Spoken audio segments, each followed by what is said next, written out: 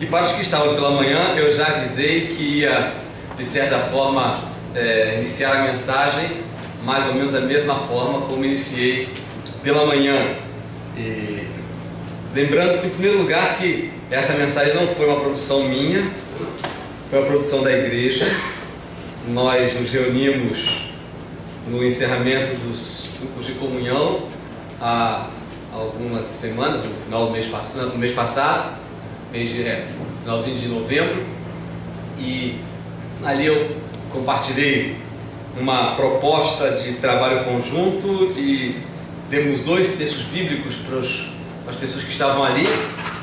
Nos distribuímos em 2 grupos e cada um dos grupos levantou as semelhanças e as diferenças entre as 2 passagens, entre as 2 experiências. E foi muito gostoso o que o Espírito Santo produziu ali entre nós. E eu falei para os irmãos e irmãs que estavam ali: vamos compartilhar isso com toda a igreja. Com toda a igreja. É uma coisa muito gostosa ver Deus falando para nós através de nós mesmos. Eu só estou trazendo aqui algo que foram ideias trazidas, consolidando, procurando organizar as ideias de uma forma mais didática, mas as ideias mesmo surgiram naquela reunião da igreja. Então, Deus falando para a igreja, através da própria igreja, e agora sendo compartilhado de volta com a igreja que não estava naquela reunião.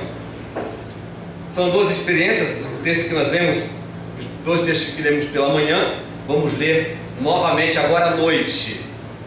Primeiro, o Evangelho de Mateus, capítulo 2. Então, por favor, abra sua Bíblia, meu irmão, minha irmã. Evangelho de Mateus, capítulo 2.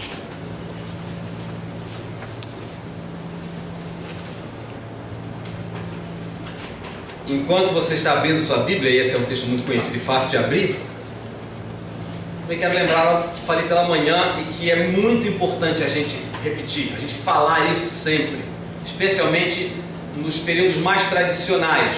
As festas tradicionais da igreja, das igrejas cristãs em geral, elas muitas vezes adquirem uma característica excessivamente tradicional. A gente se torna celebradores da festa, mas nem sempre a gente entende a conexão que ela tem com a nossa vida, com a nossa fé. A festa do Natal talvez seja aquela na qual isso mais aconteça. Toda a história, todas as histórias da Bíblia, todas as narrativas da Bíblia, elas apontam para um ponto central, que é a mensagem do Evangelho de Jesus Cristo. Este é o centro de toda a Bíblia, e como a Bíblia é a palavra de Deus, é o centro da mensagem de Deus para toda a humanidade. Quando os desejos de boas festas, de paz, de harmonia se multiplicam no Natal, na verdade, eles são ecos dessa mensagem. Esses desejos são ecos da mensagem do Evangelho, porque não é o espírito natalino que traz harmonia, que traz paz. Não é o espírito natalino. O que traz paz, o que traz harmonia, o que traz sentido é a presença de Jesus Cristo vivo hoje. E esse é o ponto máximo do Evangelho.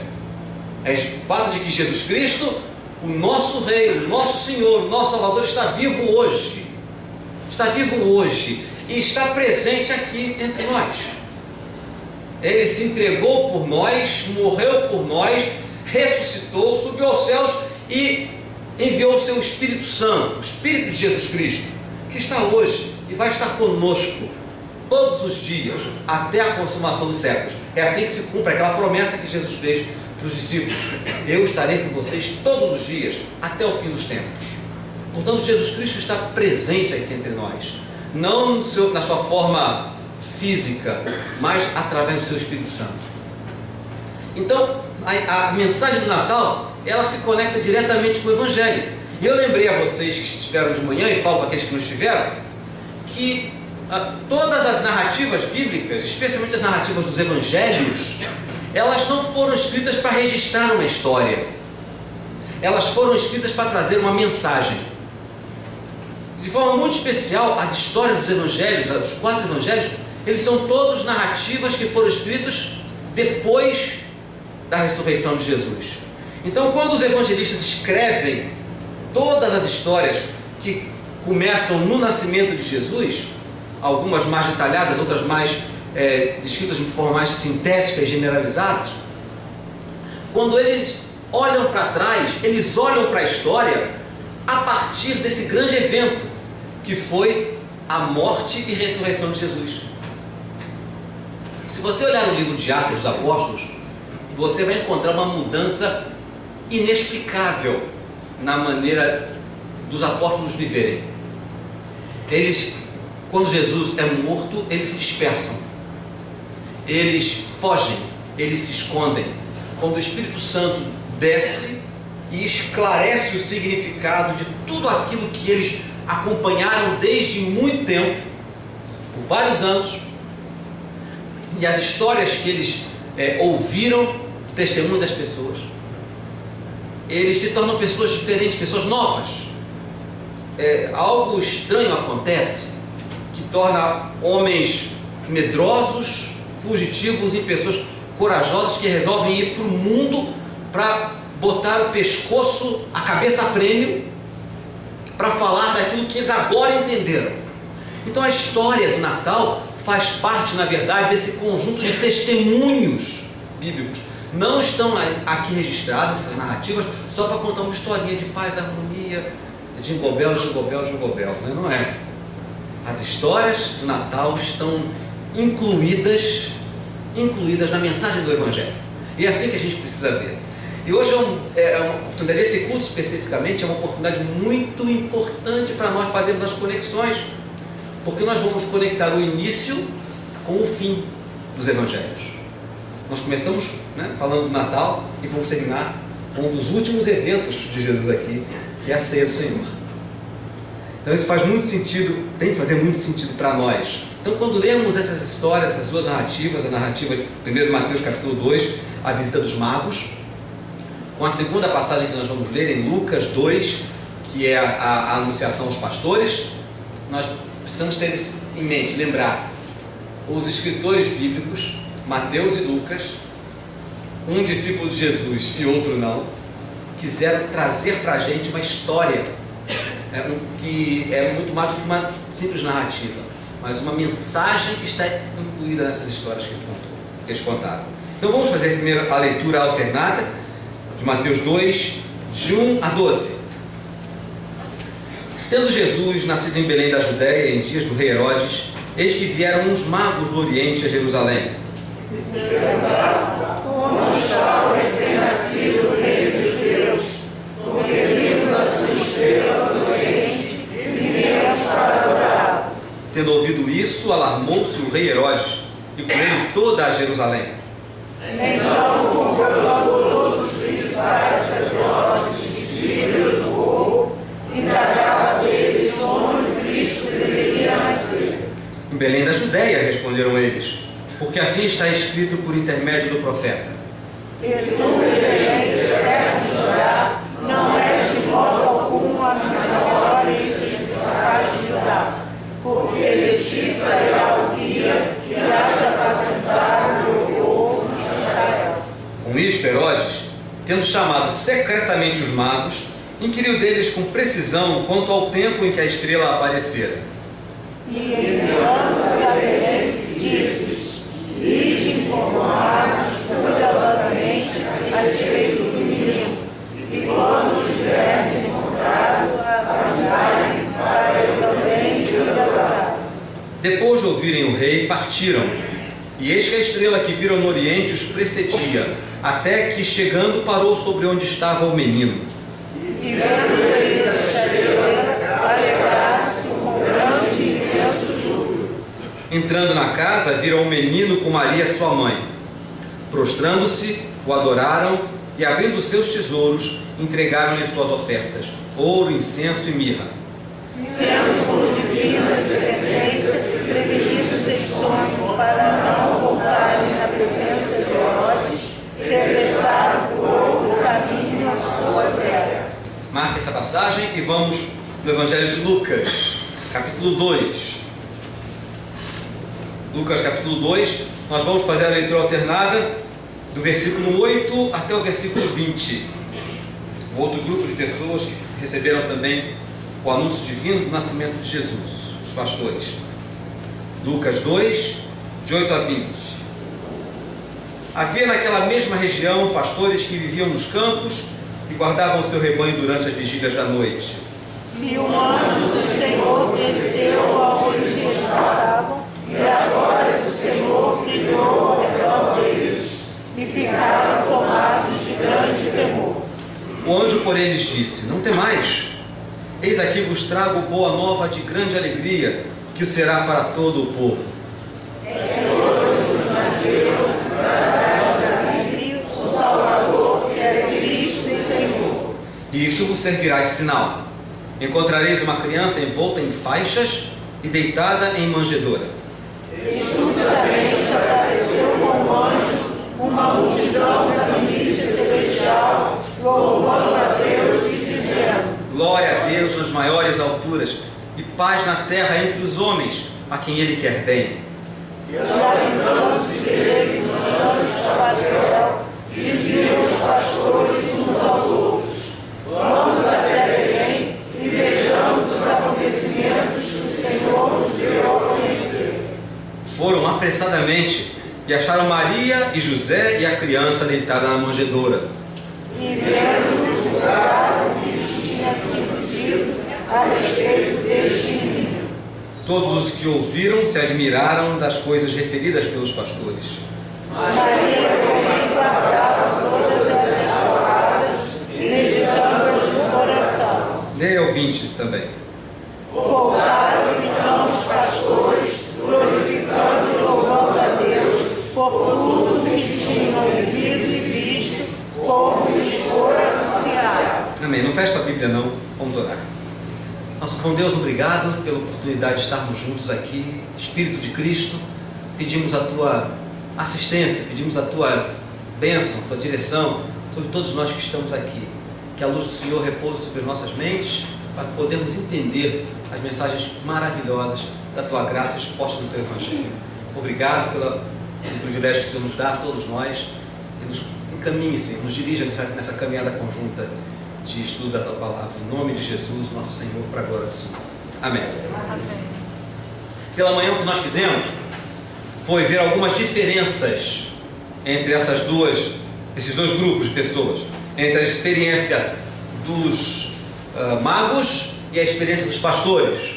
E entre algumas diferenças que nós vimos, a que se destacou para nós foi o fato de que os que estavam longe da fé, vamos dizer assim, os magos, que eram gentios, que eram pessoas de outra nacionalidade, que não tinham nenhum contato com a esperança da chegada do Filho de Deus, eles se fizeram atentos ao que Deus chamou, ao que Deus falou, ao chamado divino, ao anúncio divino.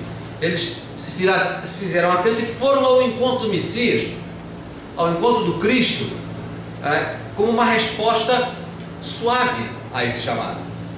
Quando eles perceberam a estrela, viram que aquela estrela significava algo diferente, e eles deram uma resposta suave, quase natural, porque eles estavam atentos, estavam pesquisando, buscando.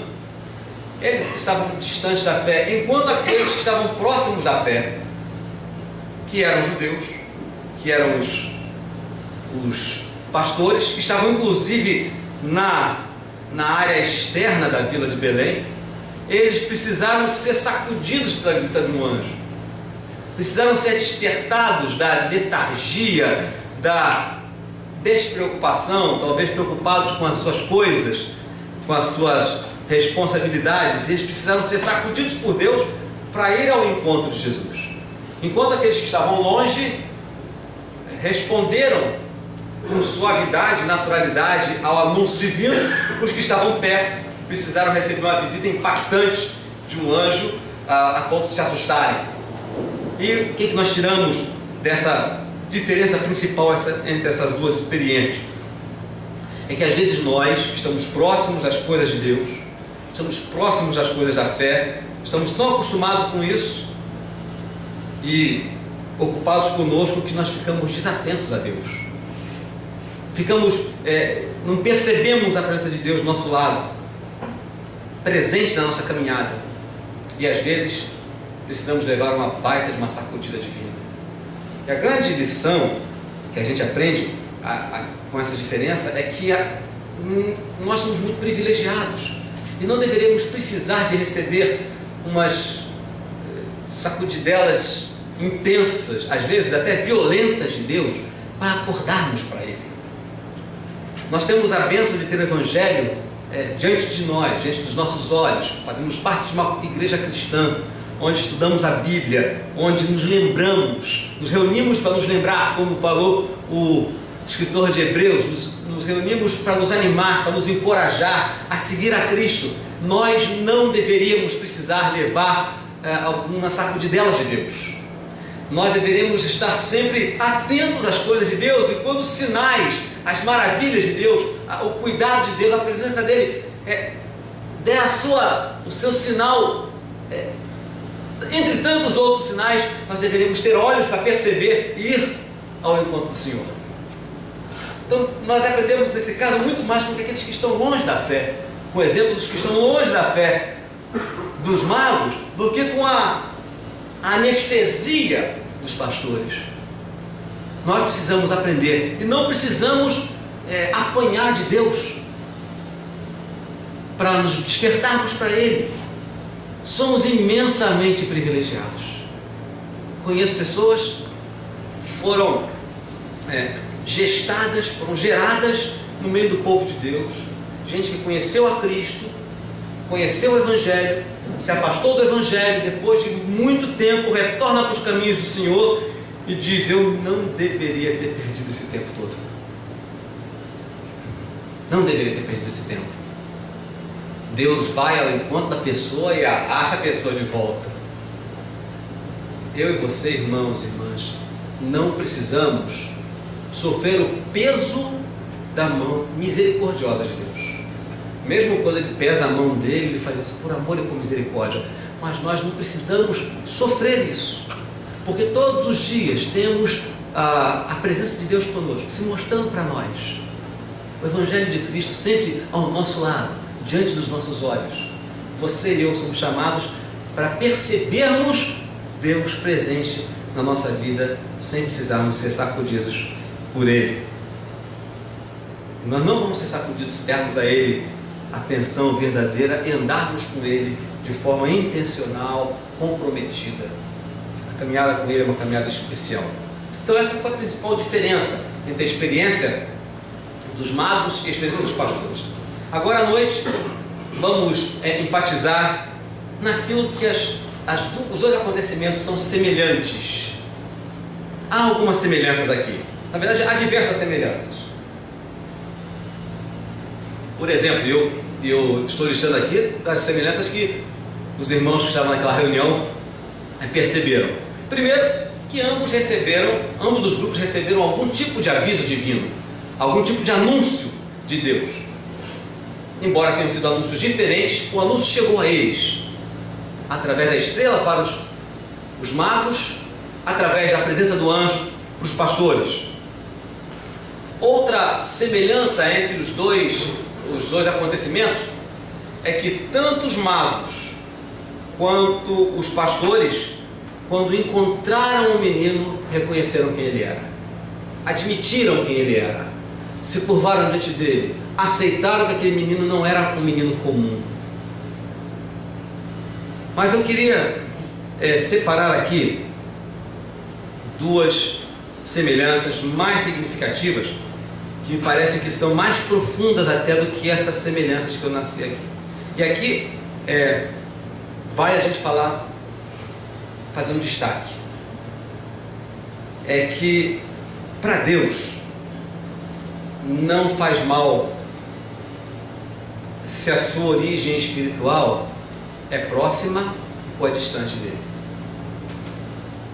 Para Deus não faz diferença se você tem uma origem espiritual próxima do Evangelho desde cedo, ou se você é alguém que foi alcançado por Ele estando muito longe, sem ter nenhuma oportunidade anterior de ter ouvido o Evangelho. Para Deus isso absolutamente não faz diferença. Não faz diferença. E uma outra coisa que vale a pena a gente destacar é que para Deus também não importa se para você bastou um sinal singelo da presença de Deus, ou se foi preciso uma sacudida para você se voltar para Ele. Se você foi, vamos usar aquela expressão tradicional, se você, para Deus não faz diferença se você foi a Ele pelo amor, simplesmente buscando a Ele, aqui o Evangelho foi chegando para você, foi entrando no seu coração e você foi abrindo a sua alma gradativamente para Ele, ou se você passou por um momento difícil em que Deus teve que lhe sacudir, lhe abater para que você se encontrasse com Ele. Na verdade, essas duas experiências, embora a segunda não seja obrigatoriamente, não seja necessária, para nós que estamos aqui, para Deus não importa. Essas questões de origem não influenciam a Deus, não incomodam a Deus. Mas o que eu quero destacar aqui são duas semelhanças que me falam muito ao coração, que saltaram muito aos meus olhos. A primeira delas é que tanto para os magos como para os pastores, o caminho para conhecer a Deus foi o mesmo. A direção para encontrar Deus foi a mesma. Vamos até Jesus. Vamos até o Rei. Vamos até aquele que é nascido em Belém. Tenham vindo de longe, tenham vindo de perto. Tenham olhado com carinho e pesquisado, ou tenham sido despertados violentamente. Mas o caminho foi o mesmo. A convergência divina é a mesma. O que isso fala para nós? O caminho para que qualquer pessoa conheça a Deus e experimente a maravilha que Ele é o mesmo. O caminho é o mesmo e é único. É o caminho para Jesus. Ele é o ponto central. Para conhecer a graça de Deus, para conhecer a boa nova de grande alegria, o caminho é o mesmo. Não existe outra possibilidade. Para conhecer a Deus, o caminho não é a religião.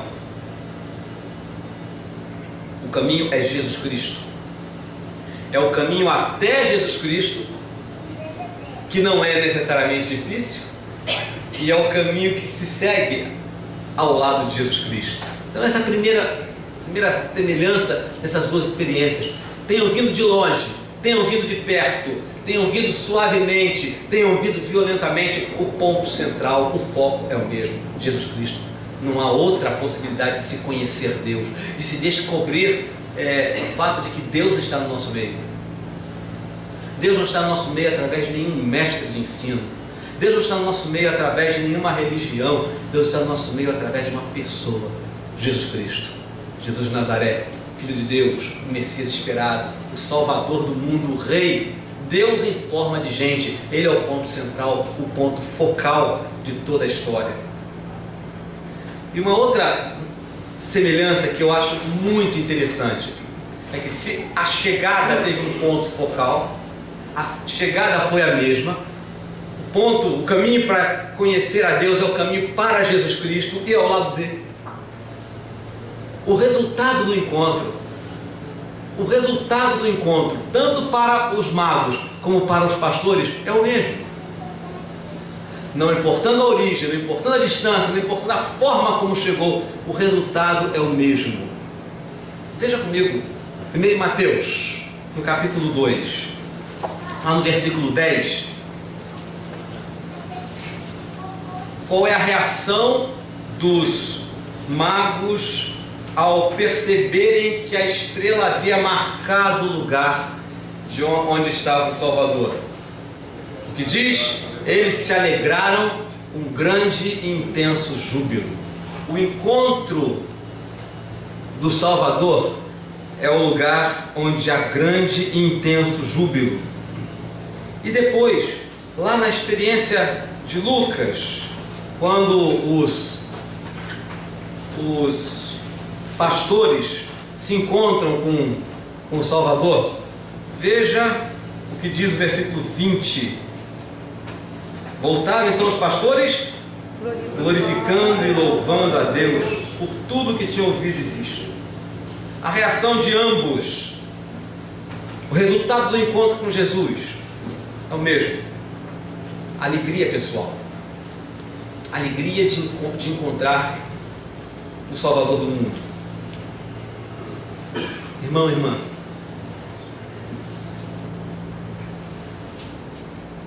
encontrar Jesus Cristo é aquilo que traz para o coração humano aquilo que o coração humano mais deseja, mais busca e mais se tortura por alcançar, que é a felicidade.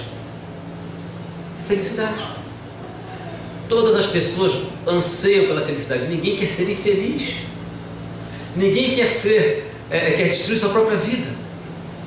Todas as pessoas anseiam, desejam e procuram, se esforçam de tantas maneiras para encontrar a alegria verdadeira. A experiência dos dois grupos foi a mesma, porque ao encontraram um menino, a grande alegria chegou no seu coração. A grande alegria chegou no seu coração. Agora, encontrar felicidade, chegar a Cristo, encontrar nele felicidade para o coração, tranquilidade, paz para a alma, segurança de paz com Deus, como nós cantamos aqui, sendo inimigos, o Senhor nos amou. Jesus Cristo mostra como Deus nos ama mesmo quando somos seus inimigos, mas não apenas nos ama, mas vai ao nosso encontro, se mostra para nós. Foi a experiência de ambos os grupos. Deus vai ao encontro das pessoas. Deus ama o mundo de uma maneira tão grande que dá o seu Filho, para que as pessoas possam crer nele e, crendo, tenham vida eterna. Essa é a grande alegria que enche o nosso coração. Mas essa alegria, essa certeza de que Deus nos aceita, de que Deus nos acolhe, de que Deus nos ama primeiro, e por isso nós podemos amá-lo e amar, é só o começo do caminho. Muitas pessoas acham que encontrar felicidade para a vida é o ponto máximo da vida, é a maior experiência que pode ter. Não, isso é só o início do caminho. Encontrar a paz em Jesus Cristo, encontrar a alegria, encontrar o Filho de Deus e ter grande e imenso júbilo, porque percebeu que Deus está perto, é só o início da caminhada. Porque nessa mesma experiência acontece algo interessante com os dois grupos. O resultado do encontro é o mesmo, não só em achar alegria, mas também saber o que fazer da vida depois de encontrar alegria. Saber o que fazer, saber que caminho tomar depois que se encontra alegria. Saber para onde ir, o que fazer no dia a dia depois desse encontro com Jesus Cristo. Em Mateus, no versículo 12, há uma coisa interessante aqui no retorno dos magos para sua casa. Você lembra que Herodes disse: vocês vão a Belém, se informem e depois voltem aqui para Jerusalém para me informar, para me dar as orientações, fazer como eu posso, como eu fiz hoje de manhã, adorá-lo, não é? Adorar também o rei, adorar o rei. Então o texto diz que eles foram advertidos por Deus em sonho para não voltarem à presença de Herodes e voltarem à sua terra por um outro caminho. Eles recebem direção de Deus sobre qual caminho tomar. E o mesmo acontece com os pastores, porque eles saem dali, eles têm um encontro com o Senhor, têm um encontro com o Salvador, e lá no final, no texto que nós já lemos, versículo 20, diz: Voltaram então os pastores glorificando e louvando a Deus por tudo que tinham ouvido e visto. Retornam com um outro ânimo. É muito importante, irmãos, que a gente lembre que o encontro com Jesus não termina, a nossa experiência com Deus não termina no nosso encontro com Jesus. Talvez você não lembre o dia em que se encontrou com Cristo. Talvez você não se lembre. Talvez você vá recebendo orientações bíblicas ao longo da sua vida e hoje você se vê alguém que segue a Jesus Cristo sinceramente e não lembra do evento quando você encontrou Jesus. Eu, por exemplo, não me lembro. Eu tenho uma suspeita de quando é, mas não tenho absoluta certeza se foi esse meu primeiro encontro com Jesus. Lembro de encontros marcantes, mas não lembro se foi esse momento em que conheci a Jesus Cristo. Mas, na verdade, o que importa não é o evento. Não se resume no evento. Se encontrar com Cristo é ter certeza de que a gente vai sempre saber o caminho de volta. Sempre vai saber o caminho de volta. A gente, quando se encontra com Cristo, quando tem a experiência de ir até Jesus Cristo, a gente passa por esse encontro sabendo que Deus vai nos conduzir para um caminho seguro. Pode ser um caminho difícil, pode ser um caminho mais longo. A vida é difícil e longa, né? A vida é um caminho difícil e longo, mas é um caminho seguro, porque nós vamos ter a companhia dele todos os dias. Se encontrar com Cristo tem valor não só pelo fato do encontro, não só pela salvação que a gente encontra em Jesus Cristo, mas porque Ele vai nos guiar nos caminhos que a gente trilhar. Nessa caminhada com Ele, a gente vai parar cansado muitas vezes. Essa caminhada longa a gente vai estar estafado, vai se sentir desanimado, mas Ele vai estar ali para animar a gente. Nessa caminhada distante, longa, a gente vai muitas vezes errar e tropeçar. A gente vai cair, a gente vai fraquejar, mas Ele vai estar ali para nos perdoar e dizer: vamos recomeçar a caminhada, vamos retomar a caminhada. É assim que se caminha com Cristo. A gente aprende o que fazer da vida, a gente conhece o caminho de volta, e mesmo se no caminho que a gente tomou de seguir a Jesus, de estar com Ele, por alguma razão triste, a gente se desvia, a gente acaba passando por um outro caminho, a gente escorrega, ainda assim com Ele a gente sempre pode encontrar o caminho de volta. Deus se ocupa em dizer para mim e para você: volta para cá, vem para o meu lado, vem para perto de mim. Nossos tropeços podem ser tropeços bruscos, absurdos, que não se esperava de alguém que passou a seguir a Cristo. Mas ainda assim, Jesus diz: volta para perto de mim, vem caminhar comigo, vamos recomeçar a caminhada. Então, a gente sabe, aprende o caminho de volta, a gente volta para a vida com outra perspectiva, sabendo que Ele está do nosso lado, que Ele cuida de nós. Mas não só isso, Ele não só cuida de nós, e aí está a grande diferença entre sermos consumidores das bênçãos de Deus e andarmos com Ele, sendo parceiros dele.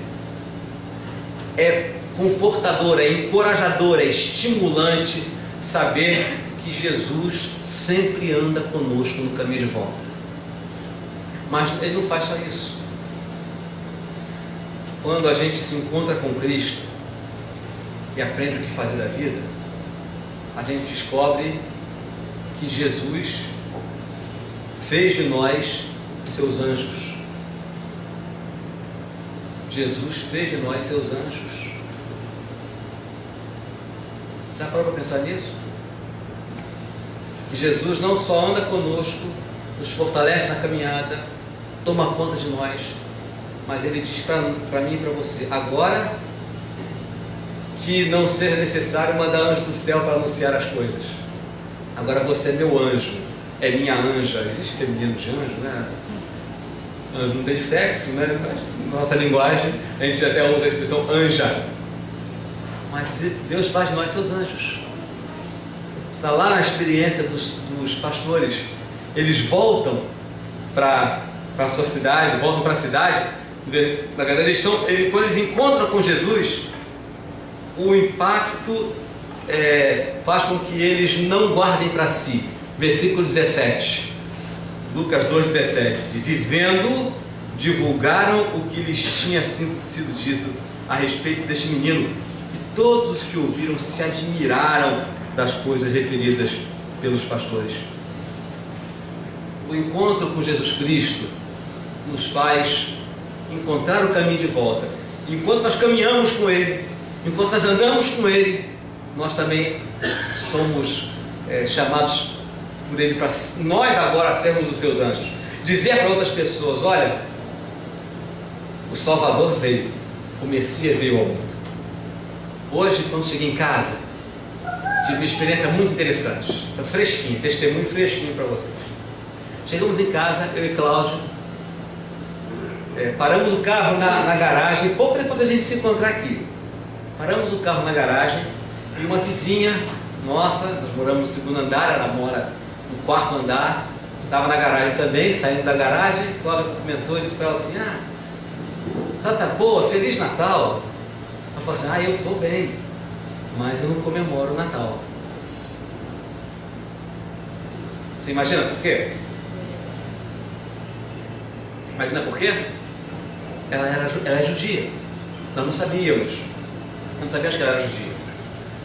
Então, nós começamos a conversar. Paramos no nosso andar, abrimos a porta e ela começou a falar. Estava falando de si. Começou a falar que hoje, coincidentemente, Jesus das coincidências, né? Coincidentemente, hoje, 25 de dezembro de 2016, é a festa da Hanukkah, que é a festa das luzes dos judeus. Eles comemoram a consagração do segundo templo. Como é uma festa móvel, o calendário judaico é o calendário lunar, esse ano caiu no dia de Natal. Esfregamos as mãos, não esfregamos as mãos, porque fica muito na pinta, né? Mas lá no coração as mãos se esfregaram. E a conversa se estendeu ao ponto da gente ter que entrar no elevador de novo. Alguém já tinha chamado do primeiro andar e lá nós descemos. E quando nós descemos, quem entra? A outra parte da família, né? Que chega no outro carro. E aí lá vamos nós, subindo e conversando. E ela falando da menorá, falando das tradições judaicas. E aí ela falou assim: porque aqui na Rua dos Artistas, ali onde tem os restaurantes, tem uma sinagoga diferente. Eu falei: não, na verdade ali é uma sinagoga de judeus que acreditam que Jesus é o Messias. Então eles comemoram o Natal, comemoram a sua fé no Messias Jesus, só que usando a cultura judaica, porque ninguém precisa abandonar a sua cultura para seguir a Jesus Messias. E ali nós conversamos, aí ela nos convidou para ir na casa dela. Vocês querem ir lá em casa para ver a Hanukkah?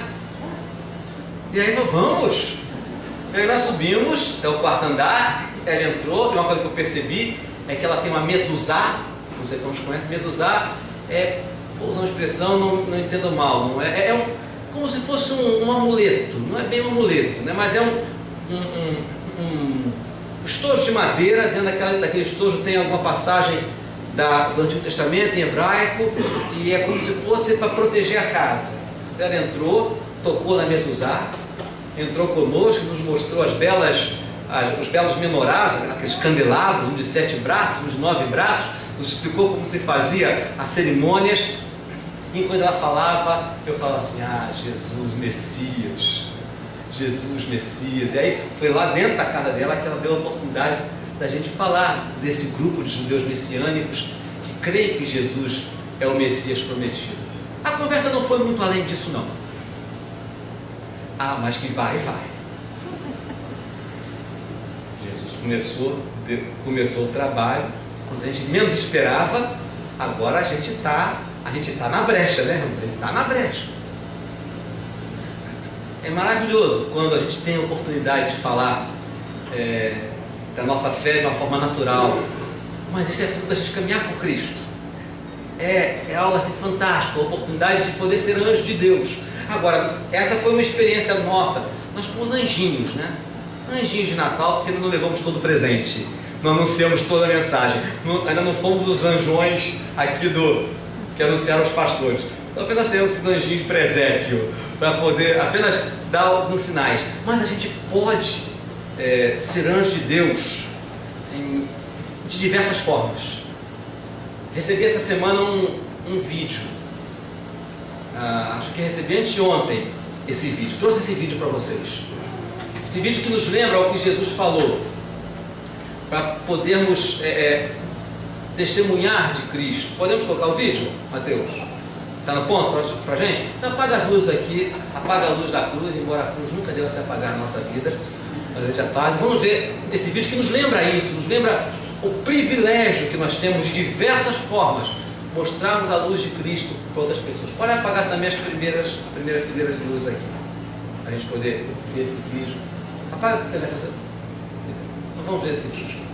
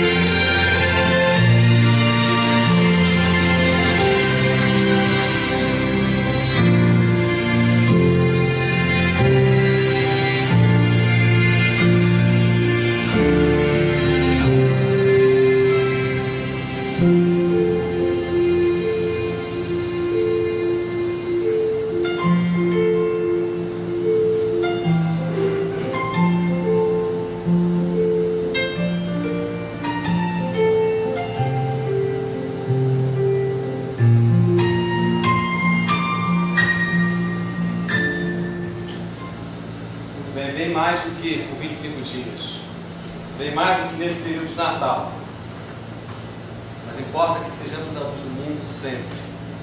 Qualquer gesto feito de acordo com a palavra de Deus, em nome de Jesus, movidos pelo amor de Jesus Cristo, movidos pelo que aconteceu conosco, qualquer gesto, qualquer ação feita para glorificar o nome do Pai, apontando que é por amor de Jesus Cristo, honra o nome do Senhor, e nós podemos ser os seus anjos, anunciando a sua presença.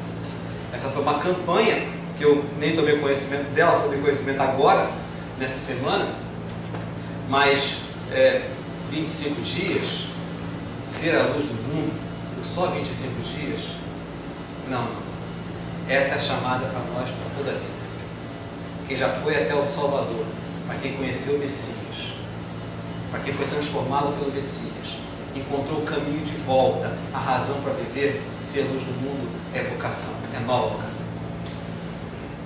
Eu e vocês somos chamados a esse comprometimento com Ele. Essa mesa simboliza isso. A mesa, a ceia do Senhor, simboliza o amor dele por nós. E quando nós participamos dela, isso simboliza o nosso comprometimento com o seu amor por nós. Não há possibilidade de participarmos desta mesa sem viver para Ele. É por isso que Paulo diz que nós devemos olhar para nós e examinar a nossa própria fé. Se nós temos vivido com Cristo, não apenas crido nele teoricamente, mas se nós temos andado com Ele, vivido com Ele. Ele diz: se você come do pão e bebe do cálice sem perceber isso, você está comendo e bebendo condenação para você mesmo. O seu ato lhe condena, porque não há coerência nele. Por isso ele diz: examine bem a sua própria vida e veja se tem caminhado com Ele. Nós vamos ter essa oportunidade de fazer isso nesse momento, um momento de silêncio para cada um de nós, para que a gente possa curvar nossas cabeças, para que a gente possa falar com o nosso Rei, com o nosso Salvador, checar o nosso caminho, a nossa caminhada com Ele e renovar o nosso compromisso com o Senhor Jesus. Então, tome esse tempo de oração silenciosa, confesse os seus pecados ao Senhor, coisa que talvez só você conheça, coisa que talvez você conheça, mas não queira tocar nelas. Isso acontece muito nas nossas vidas. A gente muitas vezes sabe dos nossos pecados, mas a gente não tem coragem de articular, de comentar esses pecados diante de Deus. E aí eles continuam no nosso coração, continuam na nossa vida. Para sermos usados por Deus, é preciso renovar o compromisso. É preciso, nesse caminho de volta, nesse caminho ao lado dele, voltar para ele e dizer: Senhor, tropecei, tenho tropeçado, me dá a tua graça, o teu perdão que me fortalece para caminhar sem tropeçar de novo. Então curva a sua cabeça, feche seus olhos e fale do seu coração.